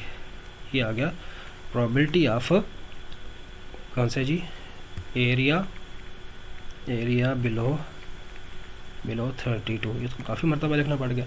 तो इन टर्म्स ऑफ एक्स हम बात कर रहे हैं, तो यहाँ पर in terms of x mu हमारे पास कितना दिया हुआ है, म्यू हमारे पास है 40। ओके जी, हो गया। 32 से बिलो 32 हमारे पास 40 से पीछे आना चाहिए ना, 40 यहाँ पर 40 है तो 32 यहाँ कहीं होगा, इस जगह पे 32 है हमारे पास, लेट से। तो ये हमने लाइन खींच ली इसके लिए। बिलो 32 का मतलब है ये एरिया मुझे बताना है। ओके जी, प्रोबेबिलिटी किस चीज़ की बतानी है, x इज़ लेस देन 32। अब मैंने x क्यों यूज़ किया, इसलिए यूज़ किया कि हमारे पास स्टैंडर्ड नॉर्मल डिस्ट्रीब्यूशन नहीं, नॉर्मल डिस्ट्रीब्यूशन है, ठीक है। हाँ, हम ये कर सकते हैं कि इस स्टैंडर्ड नॉर्मल डिस्ट्रीब्यूशन में, इस नॉर्मल डिस्ट्रीब्यूशन को स्टैंडर्ड नॉर्मल डिस्ट्रीब्यूशन में कन्वर्ट कर सकते हैं। तो चलो कन्वर्ट करते हैं। यहाँ पर for x is equal to 32, हमारे पास x 32 हो तो z क्या होगा, z is equal to x minus mu divided by sigma है ना। तो ये आ जाएगा x की वैल्यू कितनी है, दैट इज़ 32, माइनस म्यू कितना है, that is 40, divided by sigma हमारे पास रह गया 6। तो मैं अपना कैलकुलेटर भी साथ उठा लूँ क्योंकि कैलकुलेशन मुझे भी करनी पड़ेंगी। ओके जी, ये हमारे पास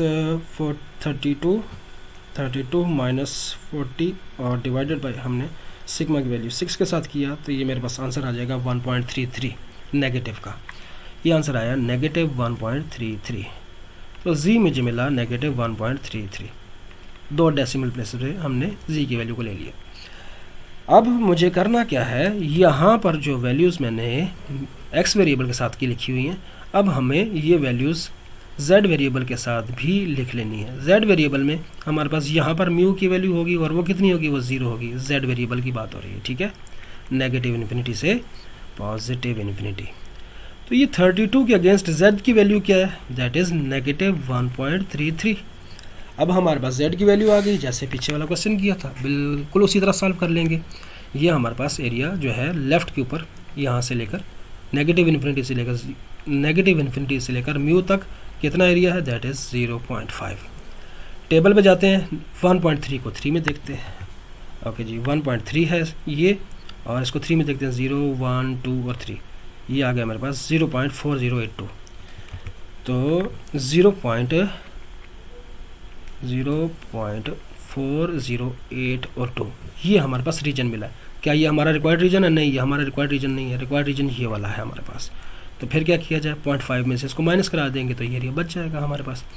ओके जी, वापस आ जाए। इस वाले स्टेटमेंट को उठाता हूँ मैं, यहाँ पर लिखता हूँ प्रोबेबिलिटी किस चीज़ की चाहिए थी, x इज़ लेस देन 32 की चाहिए थी। और इन टर्म्स ऑफ z बात की जाए तो जहाँ पर x लिखा हुआ है उसको मैंने z लिखा, लेस देन का साइन एज इट इज़ रहा। z की वैल्यू हमारे पास 32 थी तो x की वैल्यू हमारे पास कितनी है, सॉरी x की वैल्यू 32 थी तो z की वैल्यू कितनी है, -1.33।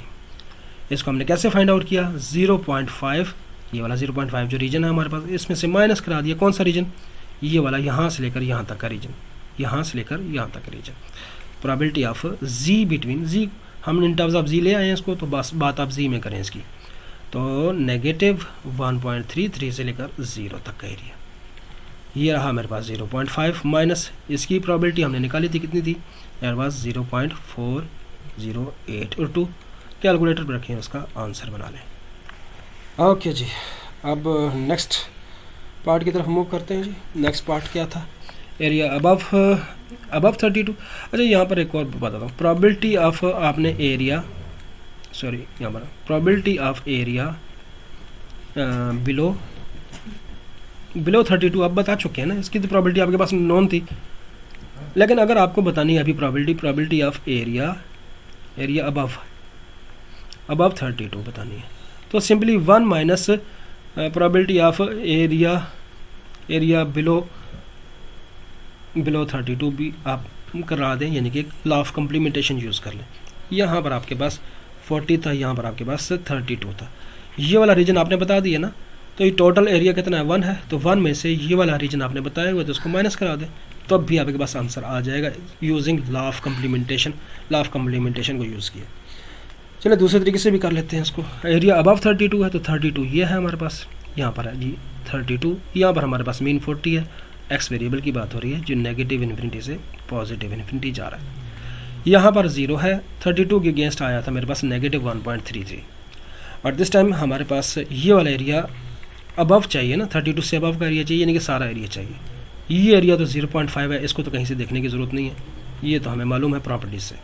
ये वाला एरिया हमारे पास 1.33, वो हमने जो टेबल में नोट किया हुआ था 0.4082, 0.4082 ये एरिया, इन दोनों को ऐड कर लें तो प्रोबेबिलिटी किसकी चाहिए थी, x इज़ ग्रेटर देन 32, या z की बात की जाए तो z इज़ ग्रेटर देन -1.33 चाहिए थी आपको। कैसे फाइंड किया, ये वाला 0.5 में प्लस करा दिया आपने, कौन सा रीजन, ये रीजन आ गया हमारे पास -1.3 से लेकर 0 तक, -1.33 से लेकर 0 तक, 0.5 है, प्लस कराया आपने 0.4082 को ऐड कराया तो आपके पास आंसर आ जाएगा 0.9082, ये आपके पास आंसर आ गया। ये तो हो गया हमारे पास डन। अब आ जाते हैं जी आज के लेक्चर के लास्ट पार्ट की तरफ। काफ़ी तवील लेक्चर हुआ, लेकिन आपके एग्ज़ाम सर के ऊपर है तो मैंने कहा आप लोगों के लिए स्पेशल लेक्चर रिकॉर्ड करते हैं ताकि आप लोग इससे फ़ायदा उठा सकें। ठीक है, the area between 42 and 51। Okay जी, मीन हमारे पास कितना है, मीन हमारे पास 40 है, ये हमारे पास 40 पड़ा हुआ है, एक्स वेरिएबल, नेगेटिव इन्फिनिटी से पॉजिटिव इन्फिनिटी। यहाँ पर जी में कितना होगा, जी की बात करें तो ये भी नेगेटिव इन्फिनिटी से पॉजिटिव इन्फिनिटी ही रहता है, लेकिन जी का मीन होता है 0। ओके जी, 40 से कहीं आ गया, यहाँ पर लेट्स से 42 है। ओके ठीक है, चलो थोड़ा सा आगे बना लेते हैं, यहाँ पर बना लेता हूँ, ठीक है, ताकि आसानी से लिख सकूँ मैं। तो ये हो गया जी 42 के ऊपर लाइन। 51 है हमारे पास, लेट्स से यहाँ पर ये आ गया हमारे पास 51, तो ये आ गया एरिया बिटवीन 42 एंड 51, यानी कि इन दोनों के दरमियान का एरिया बताना है। करना क्या होगा, हमें सबसे पहले कन्वर्जन करनी होगी। 42 के अगेंस्ट जी की वैल्यू क्या बनती है और 51 के अगेंस्ट जी की वैल्यू क्या बनती है। For x is equal to 42 यहाँ पर ले लेते हैं, और for x is equal to 51, z किसके बराबर है, x minus mu divided by sigma के। यहाँ पर भी z is equal to x minus mu divided by sigma. x की वैल्यू 42 को पुट किया, ये आ गया हमारे पास 40 डिवाइडेड बाय सिग्मा की वैल्यू है 6, तो ये आ जाएगा मेरे पास 2/6। तो कैलकुलेटर मैं ये यूज़ कर लेता हूँ, यहाँ पर आ जाएगा जी मेरे पास 2/6 इज इक्वल टू 0.33। यहाँ पर z की वैल्यू आ गई मेरे पास 0.33, ये हमारे पास आ गया 0.33। और अगर यहाँ से बात की जाए तो x की वैल्यू हमारे पास 51 माइनस 40 डिवाइडेड बाय सिग्मा की वैल्यू 6 है, तो ये आ जाएगा 11/6। तो 11/6 क्या बनता है जी, 11/6 हमारे पास आ जाएगा 1.83। ये वाला पॉइंट है 1.83, रीजन ये वाला फाइंड करना है हमने। ओके जी, अब मैं चलता हूँ, तरीका क्या होगा, हमारे पास प्रोबेबिलिटी चाहिए थी हमें x बिटवीन 42 से 51, 42 से 51, लेकिन इसी चीज़ को जब हमने कन्वर्ट किया z में, x की जगह मैंने z लिखा तो अलामतें तो वैसी रहेंगी। 42 की जगह पे मैं क्या लिख रहा हूँ 0.33, 51 की जगह पे लिख रहा हूँ 1.83, ठीक है, ये 3 है हमारे पास। तो अब हमें क्या करना होगा, यहाँ से लेकर अगर 1.8 को मैं 3 में देखूँ, ये 8 लगना शुरू हो गया, इसको मैं थोड़ा सा क्लियर कर दूँ आपके पास, 8.3 है ये, ठीक है। 1.8 को 3 में देखते हैं जी, 1.8 है हमारे पास ये, और इसको 3 1 0 1 2 और ये हमारे पास 0.4664। ये 0.4664 जो है ना, 0 से लेकर 1.83, यहाँ से लेकर यहाँ तक का पूरा रीजन, यहाँ तक रीजन 0.4 कितना था ये देख लें, भूल गया मुझे, 0.4664। इसमें ये वाला रीजन भी शामिल है, ये वाला रीजन भी शामिल है, जो हमें ये वाला रीजन नहीं चाहिए वो भी शामिल है। ओके, नो प्रॉब्लम, इसको हमने ध्यान में रख लेना, ठीक है। दूसरा हमारे पास, चले एक बार ये लिख लेते हैं, हम बड़ी रेंज में से बेसिकली इस बड़ी रेंज में से इस छोटी रेंज को माइनस कराएंगे और ये वाला एरिया बचाएंगे, ठीक है। तो इसको फाइंड आउट कर लेने के लिए हमें क्या करना होगा, एक रेंज बनाएंगे z बिटवीन के साथ, और उसको बड़ी रेंज होगी ये हमारे पास, ठीक है ना, बड़ी रेंज माइनस कराएंगे छोटी रेंज हमारे पास z बिटवीन, यहाँ पर जो भी आएगी छोटी रेंज। बड़ी रेंज क्या है, 0 से लेकर 1.83, 0 से लेकर 1.83। छोटी रेंज क्या है, 0 से लेकर 0.33, 0 से लेकर 0.33। इसकी वैल्यू हमारे पास आ चुकी, नोट कीजिए हमने 0.466 और क्या था जी, ये मैंने अब लिखा ऐसा कि खुद भी नहीं पढ़ सक रहा, 4। ओके जी, ये हमारे पास, ठीक है। ये इसको मैं चलो यहाँ से नीट कर देता हूँ। माइनस करना है हमें 0.3 की 3 को। ओके जी, 0.3 पे आए, किधर है जी 0.3, ये है हमारे पास 0.3 को देखते हैं 3 में, तो ये आ गया हमारे पास वैल्यू, यहाँ से इधर को और यहाँ से इधर को, ये आ गया 0.1293, 0.1293, ठीक है ना, ये आ गया 0.1293। ये हमारे पास बेसिकली ये आया 0.1293, ये वाला एरिया है, और यहाँ से लेकर यहाँ तक जो रीजन था ये हमारे पास कितना था, 0.4664 था, ठीक है, 466 और 4 था। तो इनको माइनस कराएं, माइनस करा के आप इसका आंसर बना ले, सिंपल, ये हमारे पास डन हो जाना है, ठीक है। आज के लेक्चर के लिए इतना ही, यहाँ पर मैं लेक्चर को रोकता हूँ, काफ़ी तवील लेक्चर हो चुका है, लेकिन आप लोगों की ज़रूरत है इन दिनों में, आप लोगों ने टाइम देना अपनी स्टडीज़ को, तो लाइक सब्सक्राइब शेयर कीजिए तो आप लोगों को आने वाली वीडियोस टाइमली नोटिफाई हो सके, ठीक है। इंशाल्लाह नेक्स्ट लेक्चर के साथ मिलते हैं, टिल देन अल्लाह हाफिज़।